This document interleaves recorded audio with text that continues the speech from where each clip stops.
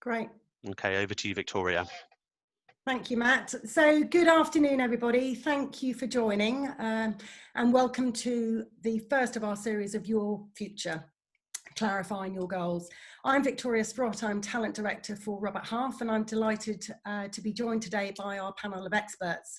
So by way of introduction, Sheryl, do you want to give us a quick overview of your experience and expertise? Sure. Thank you, Victoria, for having me. Good afternoon, everyone. My name's Sheryl Miller.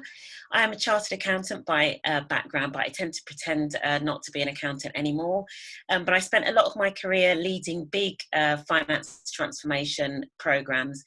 Latterly, have moved more into mentoring and coaching. So something I've done for a long time is mentoring business startups. So I now run a retreats and coaching business, as well as coaching people that are perhaps looking to leave corporate, going into side hustles and starting up on their own passions. Brilliant. Thank you, Sheryl. And Janet. Hello, everybody. Thanks for having me, Victoria. My name is Janet Moran, and I run a business called the CV House.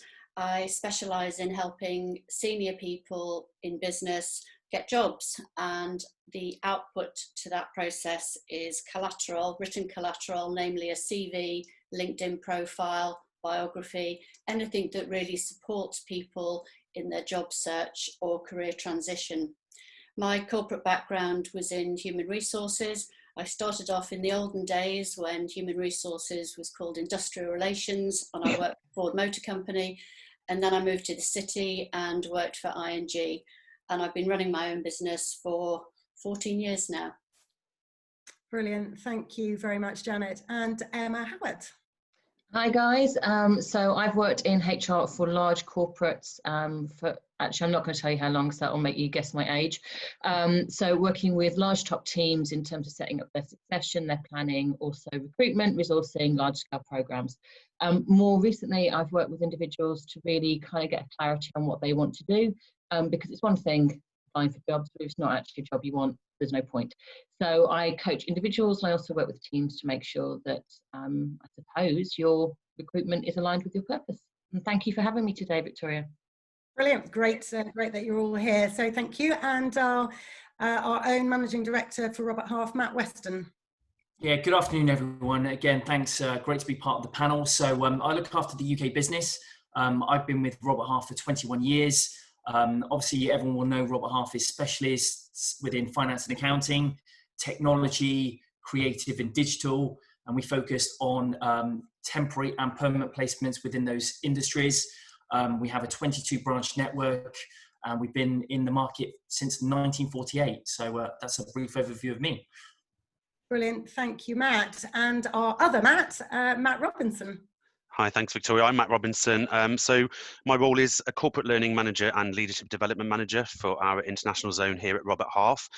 Just very briefly, I've got around 15 years experience in recruitment. I have been a recruiter, but the majority of my role has been within the learning space, learning and development. So my role today on the webinar is to, I'm running this behind the scenes, but also hosting the Q&A once the panel discussion has completed. Brilliant. Okay, so thank you very much, everybody. So we're really, really grateful for your time and the opportunity to share your views and experience today. So the last 4 months has thrown many curveballs at all of us. It's challenged us professionally, personally, and financially. And as we begin the return phase, Robert Half was very keen to offer you all a series of events addressing the key questions and concerns that you may have when considering a job search or a career move. We want to provide you with honest and insightful updates on the employment market, perhaps dispelling some of the negative reporting we get to see on the news and social media all the time, but most importantly, giving those concerned about their future some insight, some top tips, some hope, some confidence, direction, and most of all, support through what could be some troubled times. In order for us to gauge the thoughts and feelings of our audience today and bespoke our conversation to reflect this, we will be running a number of polls throughout the next hour. The question will pop up on the screen, and all you do is you just click the answer which is most relevant to you. So also, as we progress through the webinar, there may be questions that you want to ask the panel.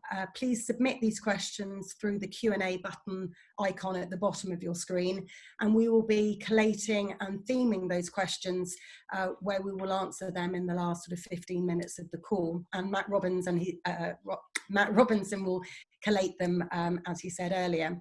So please be assured that your participation with the polls are totally anonymous, and you can submit your questions to also be anonymous if you wish. The call will also be recorded. So we're going to kick off straight into a poll, which Matt's going to show up on the screen in a minute. So what we've got here is, what is your current job status? So are you actively seeking work? Are you in a recruitment process? Are you passively looking, or are you happy where you are? So if you would like to just click the one which is most relevant to you. And we'll just give that a couple of moments. And then once Matt closes that poll down, we'll just quickly display what those results are. So Matt, I think that's probably... Yep, that's probably it, I think. Yeah. Yeah, I'll just end the poll, and just bear with me. I will share those results with you. So you should now be able to see those results. Can you all see that? Can you see that, Victoria? Yeah, I can, thank you. So as you can all see, you know, a resounding number of you today are actively seeking work. So we've got a few that are currently in a recruitment process.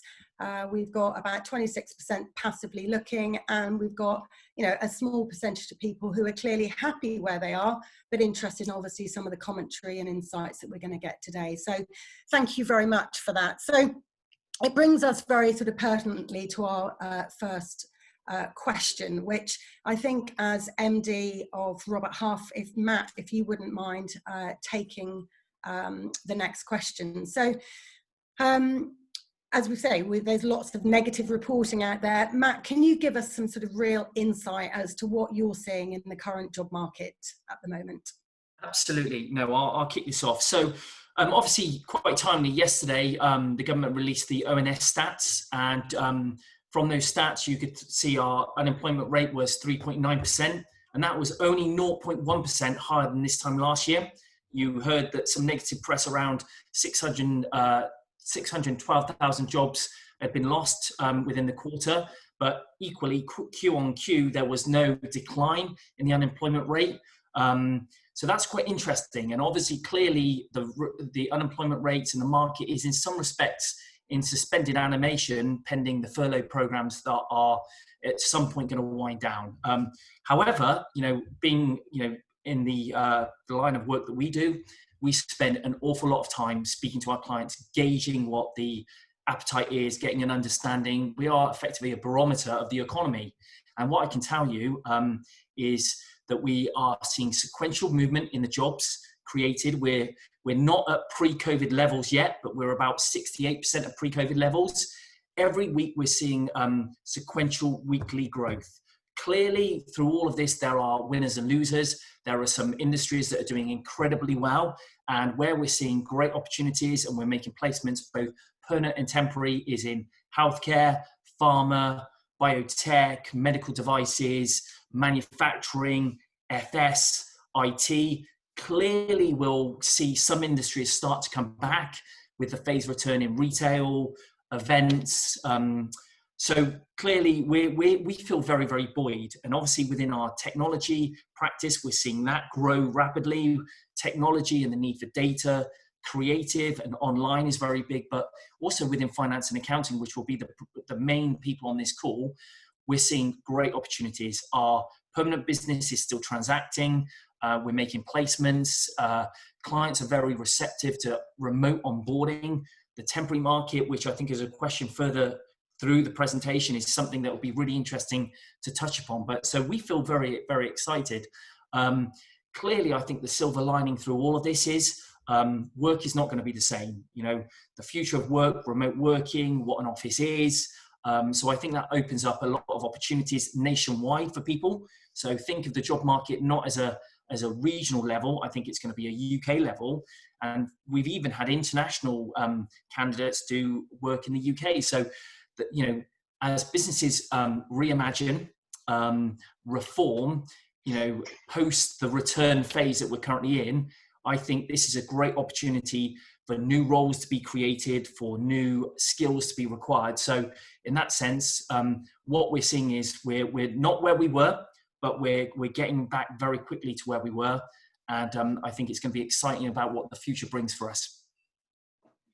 Brilliant. Thank you very much, Matt. Some very sort of positive patterns and themes coming out of that. So is there anyone else on the panel that would like to sort of add to what Matt said? Yeah, I would just like to say that I think it's great to hear some positive news, because I know the kind of those of you who are actively looking, you know, that kind of 63%, it can feel really frightening to be out of work. And I think, you know, one of the reasons we wanted to do this series of exercises with you is to give you the hope that actually things are getting better. And I would also just like to say to all of you that both the media and in some cases LinkedIn are in the habit of catastrophizing. So it's fantastic to hear from Matt, who actually has got the data that things are getting better, because a lot of what's going to keep you sustained during your job search is that kind of positive mental attitude. I know it can feel really, really difficult when you're being bombarded with negative messages from everyone. So I hope that all of you who are looking for work at the moment kind of really take that as a great sign. You know, we're all hoping for a V-shaped recovery. And certainly when Matt shared those figures with us earlier, it really did put a different spin on it. Oh, thank you very much. So thank you. So we'll move on to the next question, which Janet, perhaps in your line of work, you'd be best posed to take this initial question. So for those thinking about a career move right now, which obviously there's a very large percentage of the audience, what advice would you give those individuals given the current market? Thanks, Victoria. I mean, there's no doubt that lockdown has prompted lots of reflection on professional goals and career satisfaction. And there are going to be workplace changes, as Matt's already indicated. I think it's important with any potential career move to approach it in a structured way, but not to be overwhelmed by the task. So, I mean, first of all, take time to think about what might be driving your wish for a change or dissatisfaction where you are. Are those things that could possibly be addressed without moving organisation if you're in a role at the moment, or even within your current role? Think about your drivers. What are your motivations? What's really important? What makes you feel fulfilled? What makes you want to jump out of bed on a Monday morning and go to work? What gives you that horrible Sunday feeling where you just can't face the week ahead? Are you being true? Have you been true recently to your own values in your professional life? Think through where you felt conflicted or uncomfortable with perhaps the organisation culture or what's being asked of you, what stimulates you, what challenges you. These are all things that are going to inform satisfactory or unsatisfactory future career moves. The people that I work with have typically never really invested time evaluating themselves, their own competencies, their own achievements. And when I work with people, we often start off by just talking from the day of first appointment. What did you find when you first walked into each role? What had you been tasked to do? What did you actually end up doing? And really try and revisit your career in a completely different way. So not looking at your job responsibilities, but what was it actually like? What were you doing? How did you feel about what you were doing? What was the impact that you had? So thinking about your contribution and whether or not you can measure that contribution, because an awful lot of considering a career move is about bringing up your confidence level and really feeling that you have something to offer and being able to articulate that offer. So do some research too. Both online by talking to people that know you, that you've worked with before, and also people in your prospective target industries. You know, don't be afraid to seek help, not just from the people on today's call, but from other people in your network. And finally, going back to my first point, don't be overwhelmed. I think if you're in work at the moment, it feels like it's an onerous task that you need to set aside at least a whole weekend for, but just do it in bite-sized chunks. You can start today at lunchtime just by scoping out a few things or making a couple of calls, doing a little bit of research. I have also been hearing lots of positive stories on career moves, and not just people moving within the kind of corporate and employed group, but people thinking about setting up on their own, people thinking about working a completely different way, and definitely at a national and international level as well, as Matt indicated. Brilliant. Yeah, some really, really useful tactics there to start that perhaps most daunting task, which is the initiation of that job search. So thank you, Janet. Again, opening it up to the rest of the panel, are there any other people that would want to comment on it? Yeah, Victoria, I think I'd just like to add that the point that Janet made in terms of taking time, I think is a really important one. We've actually had a really, as much as the time that we've just had in terms of lockdown has been quite tragic in some ways, but also it has been a real gift of time. So actually, there is a danger that we, especially with 61% actively seeking, there's a danger that we kind of just rush into the next thing in terms of a career move. And I would definitely encourage people to take the time to really sort of reflect on, what is important to me, what do I love, before sort of jumping into the next thing, because I think sometimes the fear can push us straight into the next role, and then sometimes we end up being in a career that's perhaps not as fulfilling as we would have wanted it to be, and actually, kind of almost as bad as the one that we've just jumped out of. So definitely just take the time, basically. Yeah, don't want a frying pan and fire situation. Okay, thank you very much. So we're going to move on to our next question now, which should be appearing. So as people consider their next career move, what are the important factors that they should think about? And I suppose in here we're really considering sort of the sideways move, or somebody taking a role where they don't necessarily utilize their entire skill set. So Emma, perhaps you could take lead on that. Yeah, absolutely. And, this very much is a continuation of the question that both Janet and Sheryl have just answered. So, really taking that time to think about what it is that you want to do and what you enjoy. But a couple of things that I always encourage people to think about when I'm working with them. What kind of organisation do you want to work for? So we're thinking about size, we're thinking about kind of sector. Now is a fantastic time to actually do that move, because with the best of in the world, the lockdown that we've just gone through almost gives you the perfect excuse to say that you've had that time for reflection and change. So, you can actually go a little bit off the traditional track at the moment and start thinking about that.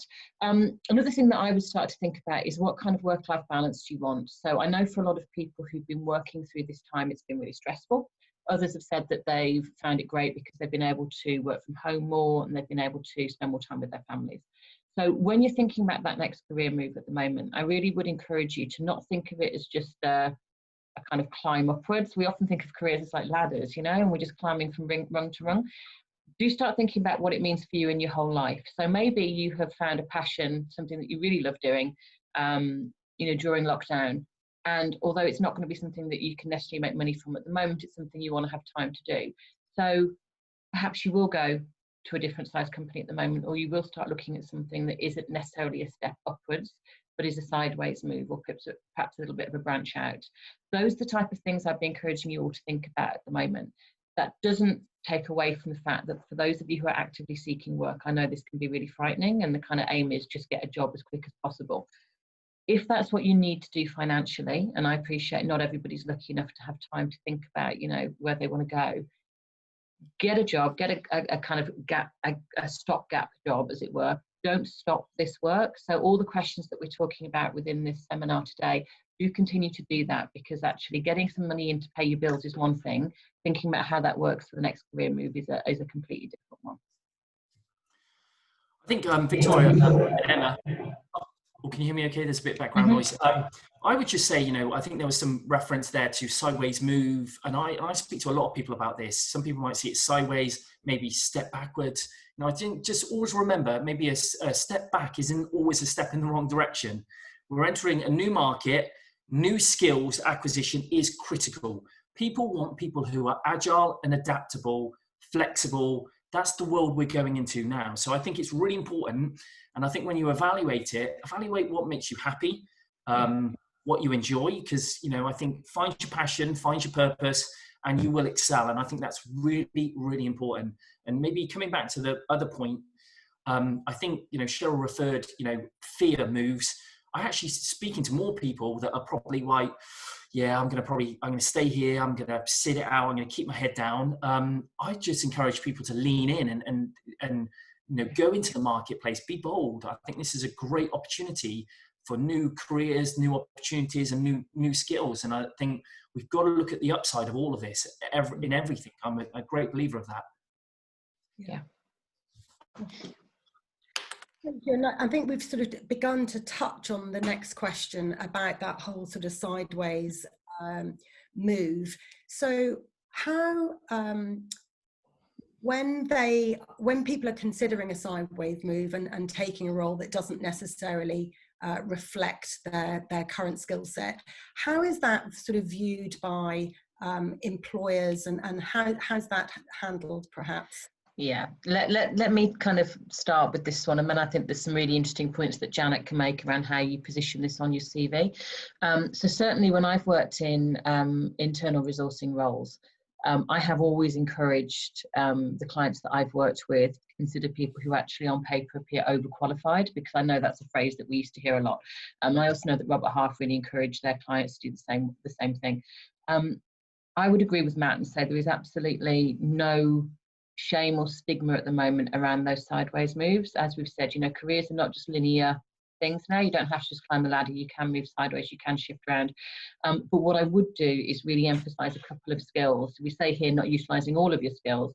Think about the ones that you really do want to pull out, and kind of perhaps the top 3 that you can utilize in a job that is slightly different, because it's that bridge that will help you move into something kind of separate. There's also something to be said, I think, for not all getting hung up on status at the moment. So if any of you follow me on LinkedIn, you know one of my real hatreds is the cult of job titles. Don't get too hung up on job titles. Really do have a look at what the meat of the role is. You know, if you can afford to take it, have a look and think about how you could really add something different to that and what you could learn in return. Because, you know, if an organization can get someone who already knows what they're doing, you know, 90% of the time and just moves across, that's a fantastic place to be in to start to grow their skills kind of knowledge as well. So don't rule it out. And I'm sure Janet's got some kind of advice on how to position that within your CV as well. Yeah, absolutely. I think from a CV point of view, being able to contribute very quickly, being agile and adapt easily to a new environment, influence new senior stakeholders very quickly is invaluable. And being able to perhaps develop skills that you didn't have before, because you don't have to spend time developing the skills to do the core role that you've already done in another capacity. I think some of it is around the language that we use. So sideways, we have negative associate assignment. Not everything is about a promotion. And you know, if you're developing yourself, you are giving yourself the opportunity to, I suppose, stop and smell the coffee a little bit, but also think about how else you might contribute rather than just fulfilling the core requirements of that role. So they're going above and beyond, taking on some additional responsibilities and perhaps carving out a slightly different space for that role and using that influence in a way that you often can't do when you're gathering those skills and learning how to do the job in the first place. Yeah. I think that development assignment angle is a really, really valid and a great positive way to look at that. I think just to Emma's point, I think it is just always look at the job function rather than the job title. I think that's a really critical point.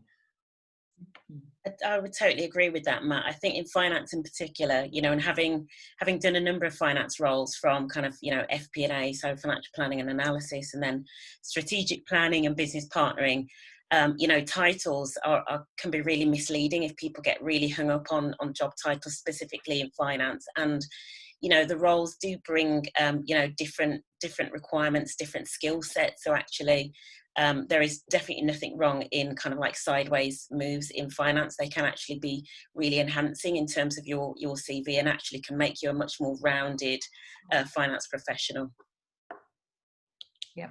Great. So thank you, everybody. We're going to move on to another poll now, which will appear on the screen shortly. So as before, just pick the question, the answer which is most relevant to you. So why, if you are looking for work, so this may only be participation for a percentage of you, you know, why are you currently looking for work? So are you in a position of being in consultation for redundancy? Are you currently on furlough and slightly concerned about the prospects of returning back to your company? Have you taken voluntary redundancy? Are you considering a total career change, or are you looking for that next career move? So we'll just give everybody a few moments to participate within that poll, and then Matt, maybe you can share the findings like before. Yeah, we still got some people polling, so we'll just give it another couple of seconds. Okay, no problems. Okay, it looks like everyone's done now, so I'm just going to end that poll. And then here are the results, Victoria. You should be able to see that now. Yes, I can. So we can see that we've actually got, you know, about 16% who are currently in consultation. We've got nearly 50% who are actively sort of looking for that next career move, and then the rest being sort of the slight concern on furlough, the voluntary redundancy, and considering a total career change, which is yeah, nice and encouraging, and hopefully, well, for all of your statuses, that today is already beginning to help frame whichever decision and wherever you're at. So thanks, Matt. We'll move on to our next question. So, you know, sort of pertinent to the last poll, you know, moving roles is really hard in any job climate, and change is hard for all of us, and can often be very, very uncomfortable. So I'd be really interested in, Sheryl, perhaps you could take the lead on this one with regards to your experience specifically within change, but be interested to know what are the different stages involved in that change cycle, and how do you proactively push yourself through those different stages? Yeah, thanks, Victoria. It was really interesting actually to see the results of that poll, because I almost feel as though the audience that are watching are probably further along the change curve than I think we were expecting at the start of this webinar. I don't want to kind of talk through the kind of academic sort of view of the change curve, because I think you've probably already sort of seen that. So, you know, things like denial, shock, kind of anger, frustration at the start of the change curve. So I've been working in change and transformation for a while, and one of the things that I've heard quite a lot is, you know, people don't like change, or, you know, we feel that change is being done to us, or people don't like being changed, but they actually do like change, because there is a subtle difference. You know, if 59% of you are actually actively seeking change, then I would say that that on this call you're actually probably a fair way through that change curve, which is good, because it means that you're already in the space of thinking about what the future might be and seeing that as a positive. I've kind of got three specific things that I want to leave with you, really, just in terms of how you can move yourself towards a more kind of positive and brighter future. So for me, you know, the first thing is kind of understanding where you are. Something, or one of the reasons why we sometimes dislike change and why we tend to cling on to the familiar is because we have a fear of losing something. So we have a fear of losing all of the positives that we have currently.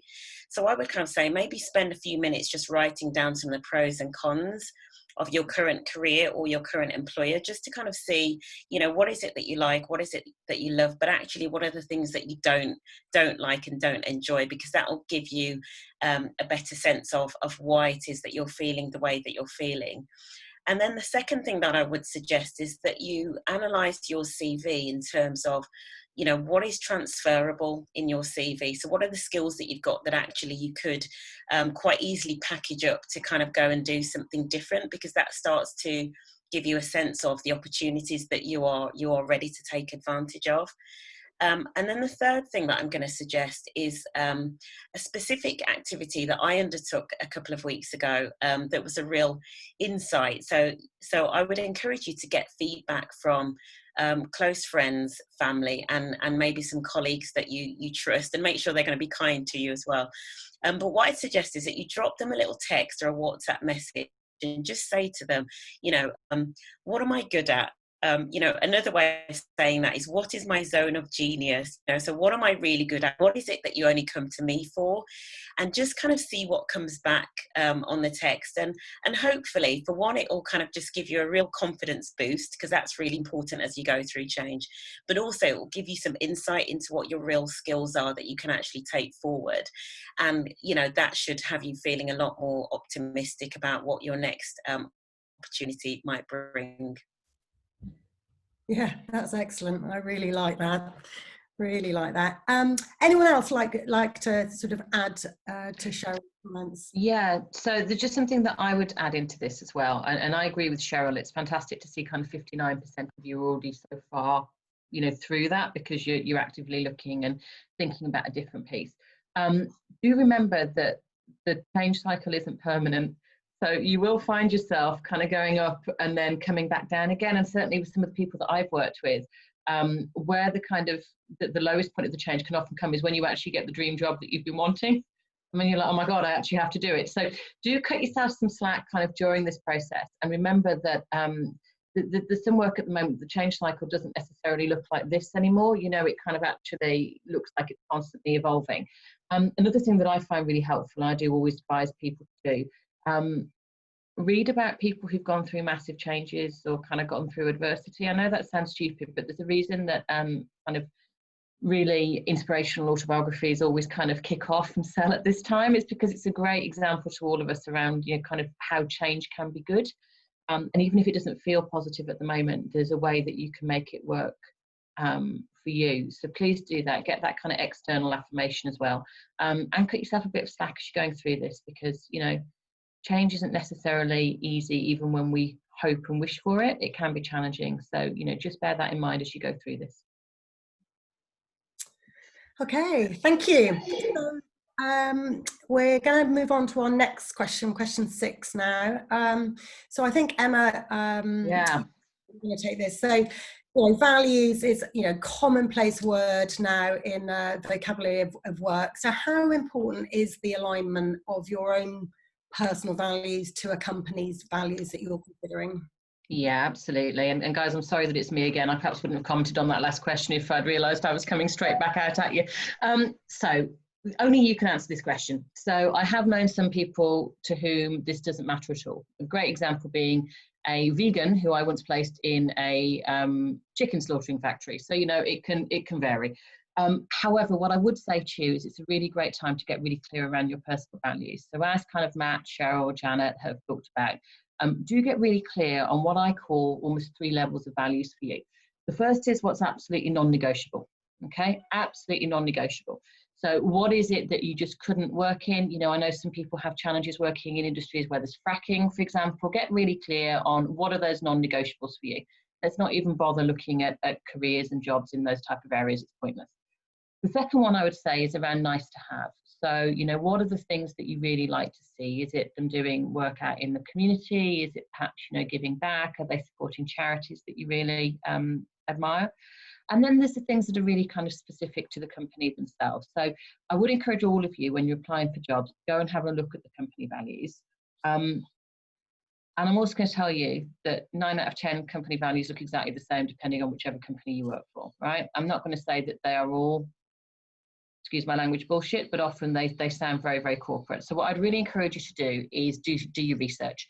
So what I do when I've got people applying for jobs is we look on Glassdoor, which is a great place to get a really good indication as to what a company is really like, and also network with people through LinkedIn. So have a look and see actually, what is the presence out there? What do the people who are already working at the company say they're like? Because then you can get a real understanding of behind the kind of corporate gloss, or what people say they're doing. What are the real things that they stand for? And that helps you kind of align what you're doing. Because what you may find is that there's a company that's doing something that you're really interested in. It's a job that you're really passionate about, but actually the ethos of the team isn't one that aligns with you. Perhaps they do a lot of individual work and you really love working in a team. It's working out what are the things that you're prepared to negotiate on, and what are the things that you're not prepared to compromise on. And I think, you as individuals are best placed to answer that question.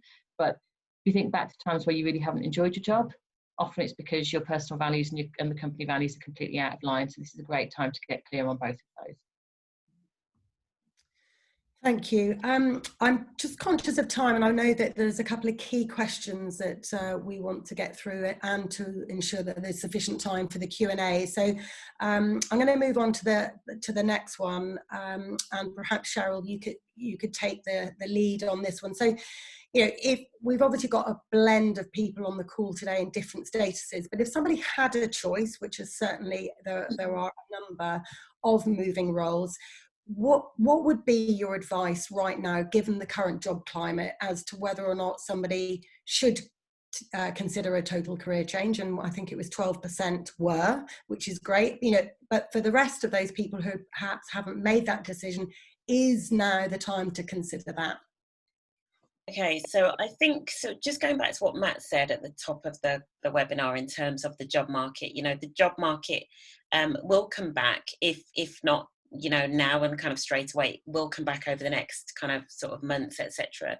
And I think combining that with what Janet was saying in terms of the time that you've got for self-reflection, that the combination of those two things is actually there's never been a better time if you're thinking about a total career change, because you've got so much head space and heart space, if I say that, in terms of thinking about personal values, as well as kind of moves in the job market. So there's never been a better time from a personal front. But just going back to the financials and being practical, particularly if we've got a lot of accountants on the call, and going back to something that Emma said, I think thinking about, the practicalities and something that's sometimes called that financial runway. So if you are thinking about a total career change, or you're potentially even thinking about starting up your own business, something that you can do that will help to kind of soften the fear of moving into that, is really think about, what is it that I need to survive on for the next 3, 6, 12 months? And if you've really thought about that, and if you've really trimmed the fat and you've got a grip of it, you actually feel a lot more empowered to take those decisions, and perhaps not to jump as quickly as as you might have done if you were kind of in the dark. So that's what I basically say. Now is as good a time as any. There's never a good time for kind of these massive life changes anyway, but actually now is kind of a perfect storm for that. And then just be really practical and sensible. So, nobody's expecting you to kind of leave a job and kind of be out on the street. So just really think through your budgets, your money, etc., and what's doable before taking that leap. Yeah, definitely. So again, very sort of positive, constructive advice there. So the next question, we're going to move back to Matt. So for those, what advice, given some will consider temporary and contract, and to what Sheryl said, so financially people need to ensure that they've got some security and secure a position as soon as possible. What advice would you give those considering temporary contract or perhaps short-term roles, Matt? My advice on this has always been, always take an interim role. I worked, my background is specialising in interim many years ago in Bristol. And I'd always talk to people about that diversity of experience, flexibility. Now, obviously, we're clearly in uncharted waters. This is a health crisis that's led into a economic crisis. I worked through 2008 and 2009, and we saw massive opportunity in the interim space. What we're speaking to our clients about at the moment is that need for interim. We're seeing a number of big projects, cash flow projects, reporting projects, data projects, heavy investment into ERP, which are being led by interims. So my advice is always, look at interim at every possibility. What I like about interim from a candidate and a client perspective, think of it as a date, not a marriage. So therefore, what I mean by that is people are more flexible on maybe dropping some of the most important things. Perm, when you go through a perm process, it's very all about what's the CV say, what's the skill set say, have they got experience in this industry, have they done that system. But what I like about interim is you get to see the candidate in action, and people are more flexible. And I think I saw something flash up from one of the people on this call. I think it's John Kemp talking about, you only get to know people and their skills when you sort of speak to them or see them in action. And a great stat, which is really important, is 63% of our interims go perm. So what that means is most clients tend to be using an interim to fix a short-term hole that is generally down to someone leaving. So I would see it as a good opportunity to upskill yourself. Clients will be more flexible. You get to go in. The amount of people who say to me, God, on the permanent side of things, if I'd known it was like this, I wouldn't have taken the job. And some people who go in and go, I wasn't sure about this interim role, but I got in there, to Emma's point, kind of the values aligned to what I believe in. I really like my boss. They saw me in action. Kind of try before you buy. And I think you are really limiting your opportunity to develop your skills by not considering it. Traditionally, as I've been through my 21 years here, the view on contracting has changed. Back 20 years ago, it was people who couldn't get a perm job. Now it's people who make a confirmed choice to be an interim. And, they like it. They like the flexibility. They go in, they go out. They don't get involved in political issues and challenges and, some of the challenges that you see. But it is it's a must for everyone on this call. You should have an open mind to interim. Not only developing skills, but as a way to get your foot in a company that you might not have considered before, but you probably wish you had. And it is a clear opportunity in the marketplace. It is, as I predict and what I hear from speaking to all these clients, they're going to be bringing in interim resource quickly, and that's probably going to spring back a lot faster than the permanent market. But the permanent market always catches up at some point, but it doesn't come quite out the gates as much as interim and temporary assignments. Thanks, Matt. Very clear there. Janet, perhaps you can take our last question. So sort of leading on from what Matt said, clearly there are many reasons why those on the call should consider temporary or contract roles. From an employer's perspective, there will be many who will understand why somebody's taken a temporary job. There are some that will see that as a negative. How do people position that on their CV to perhaps those prospective employers? How do they handle that? Thanks, Victoria. I think one of the most important things to indicate on your CV is the sentence that begins with the words hired to. So be very clear why you were brought on board, because typically with a temporary or interim role, there is something very specific to be delivered, often within a finite period of time. And if you are hired with that in mind, the employer will presumably consider that you are capable of delivering that project. And then if you've already done the interim role, you can demonstrate that you have fulfilled the requirements and that you've left the role job done. If you're looking to go into an interim role for the first time, then I think the examples to draw out from past employment would include anything that's project-based, that shows that you can take on something with a clear beginning, middle and end, rather than just running the business as usual. To be honest, the people that I work with that want to get into interim often find it difficult to get into the interim market, because employers that historically have hired interim have been looking for a very particular kind of person who can demonstrate that agility, flexibility, and early effectiveness. If you're structuring your CV, then make it very clear which are the permanent roles and which are the interim roles. Don't try to hide it, be completely transparent and celebrate it. And again, always describe why you have been hired for a particular role. In fact, not just interim, but permanent as well, because that will help your thought process in then going through what you actually did, what you delivered and how. and as again with all CVs, include anything that's measurable, financials, percentages, anything that clearly demonstrates the scale and scope of what you've done. Thank you, Janet. Excellent.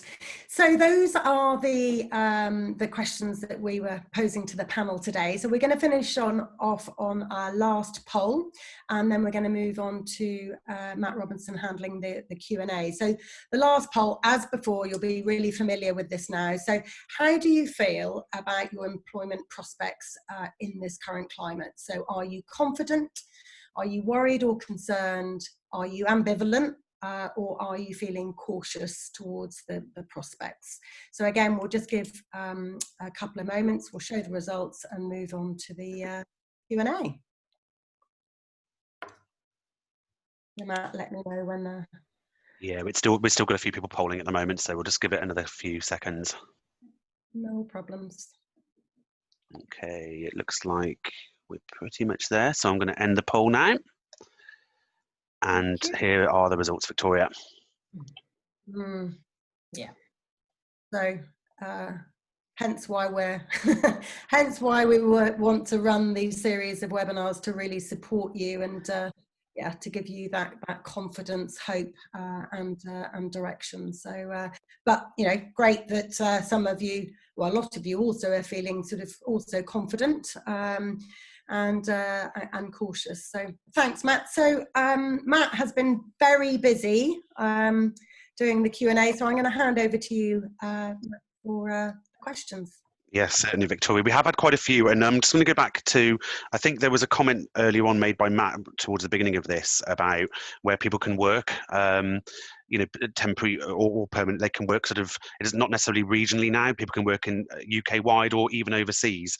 I think a couple of questions have come in about if roles can actually be worked worldwide, is there a chance that people will go overseas for lower salaries?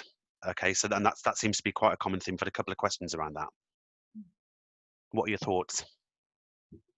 Well, I think, you know, clearly, you know, maybe I'll pick this up. I think there's clearly going to be more flexibility and more remoteness of the skill base. I think personally that's going to be kept within the UK. I think, you know, we've had some examples where we use international skills or particularly languages. I would say if you look at the patterns and themes, what we're seeing in the marketplace more than ever is a number of the bigger companies reshoring shared service centres. So I think that is probably the biggest indicator that we are not going to take jobs out of the UK. I see more things coming back. I think you know, the flexibility I see is we've had people, you know, filling roles in Truro who are based in Edinburgh. I cannot say this as a given, but I do not see that as a threat. All indicators look like reshoring is going to create opportunities because some of those processing centres that have been outsourced for reduced costs haven't had the technology, the ability to connect with their businesses has not been great. So I don't see that as a threat. I see this as a great opportunity across the UK. It all comes down to, we've clearly demonstrated you don't need to be in an office to work. I think what we've realised now is the office is a more of a community. It's going to be more for people to connect. So I think that would be really interesting, but I don't see that as a threat we should be worried about. Okay. Thanks, Matt. Thank you. You've already mentioned part of another question that came in, which is very similar, but I'll just read the second part. Obviously, we heard the announcement from British Gas. I think they're cutting half of their management team. What about, do we see a trend of corporates willing to consolidate maybe senior roles to reduce general admin costs? What are we seeing? Well, maybe if I just pick this up from what I'm hearing, I think that, you know, clearly, I think obviously there is a lot of talk around reimagination at the senior roles. I think you can look at it twofold. I think there'll be huge opportunities because people will be hiring at the senior level because they want businesses reformed and reimagined for the future. I think some companies has taken this as a really good opportunity to look at their structure and probably realise that they're probably more heavier at the senior levels and probably need people who are more at the ground level. I also think we're going to see a lot more disbanding of the old hierarchical leadership hierarchy. I think we're going to see a lot more leadership communities. I think we'll see more sort of loosely coupled but tightly aligned teams. And maybe now it doesn't need these senior managers, you know, seeing and managing people in an office. So I think that, you know, we will probably see some of the more senior roles go, but created in other businesses. Yeah. Okay, thanks, Matt. Okay, obviously, I think throughout the webinar we've talked about doing research. So somebody's just asked here, you've mentioned do your research on your target area. When we find an area that we'd like to work in, we sometimes get demoralised when we find on paper the perfect role, but we're told we're not a suitable fit. So I think it's getting more and more difficult to recover from this judgment. Have you got any advice? Yeah, well, why don't I start with that? I mean, I suspect that there's also something around your CV that we just need to make sure there, because if that's the point, you're getting rejected. And I would encourage all of you, we have got more of these seminars coming up where we're going into kind of CVs and interviews in more detail. Yeah, the emotional resilience of this is not something that I underestimate at all. And I think, you know, where do you find that resilience? The first thing to do is to kind of, you know, really reach out and make sure that those colleagues who previously you've worked with, who rate you know, Sheryl was talking about making sure that you get that kind of great feedback, are there to support you. And I also think there can be a great value in working with a recruitment partner who actually gives you helpful and honest advice, which obviously is why we're partnering up with Robert Half at the moment. The other thing I think I would say to all of you is you are allowed to feel negative. So our culture tends to love a bit of like relentless positivity, yeah? So I tend to say to people that I coach and work with, give yourself half an hour to feel really awful, right? We'll set a timer on it and then kind of pull yourself back round from it, because unless you have that personal resilience, it's going to make it very difficult for you to keep sending those kind of CVs out. And before I hand over to Janet, who I'm sure we'll talk about this, the other thing that I would encourage you all to do, have a look on LinkedIn and start to build those connections with people who are already doing the job that you want. I don't mean emailing them saying, you know, please hire me, but I mean comment on their posts, start following the same kind of things that they do, see if there's any qualifications you need to do, and start to build that kind of network of people so that your name is familiar and your interest is familiar in that area, even if you don't have the experience to demonstrate it. Yeah, I think picking up on what you were just saying, Emma, I think network is hugely important, and at most levels, network increasingly plays a big part in how candidates secure their next role, even if ultimately the opportunity comes through a search firm or a recruitment agency. So if you are known to that organisation, or you have connections within it, or with people who have worked there previously, that can help enormously. There's nothing like a personal connection. And to be honest, I've had clients who have been rejected because the fit isn't perfect, and they've been tenacious, and they have ended up being seen, and they have ended up being successful. So I wouldn't rule that out. The resilience piece of it, unfortunately, is just a part of going through a job search, and you have to approach it, I think, with as little emotion as possible until you are a reasonable way down the line and you can start to demonstrate some of that commitment in an emotional sense, as well as a pure professional sense. When it comes to actually structuring your CV and looking at the content, it goes without saying, if you are really getting to know yourself, make sure that there is no other way that you can demonstrate that you in fact have those skills. And it might not necessarily have been from the day job, it might be from something that you have just not thought about. If you're a school governor, if you hold any other pro bono roles or contribute in any other way as an editor of a publication, anything at all that perhaps might demonstrate that you have those skills and you've utilised them. Thanks, Janet. Thank you very much. Sheryl, I think there's a question that you've seen that you'd like to answer on here. It's quite a lengthy one, but I'll try and just condense that a little bit. So basically, we've got somebody here who's made a complete career change to move to a current role. They've gone from a creative industry to finance, and that was maybe 2.5 years ago. So they took a role below skill set with the promise they could have progression from an admin to a finance role. Despite discussions, now being told there's no opportunity to move role, so they're looking elsewhere. The issue is they don't have the experience required for the roles that they're looking for. So they'd like a role within financial planning, and they are studying ACA. What should they do? Yeah, thanks, Matt. And I think it also picks up on another question around lack of relevant experience, which is something that can be quite common, particularly for, I would say, studying or part qualified accountants. One of the things that I think is always great for getting more experience is getting involved in projects. I say it over and over again.